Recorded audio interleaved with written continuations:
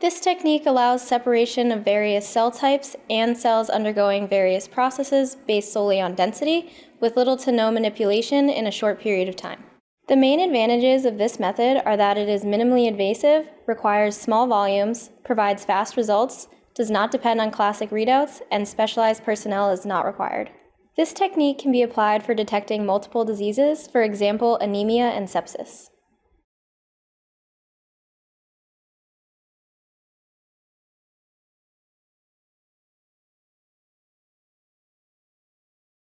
To begin, use the one-click lancet device to prick the finger of the rhesus factor-positive blood donor and collect 10 microliters of blood in 1 milliliter of DPBS.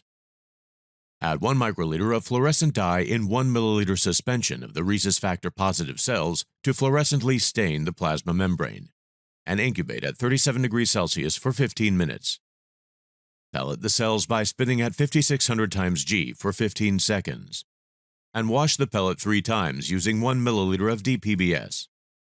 Resuspend the pellet in 1 milliliter of HBSS with calcium and magnesium. Use the one-click lancing device to prick the finger of the rhesus factor-negative blood donor and collect 2 microliters of blood.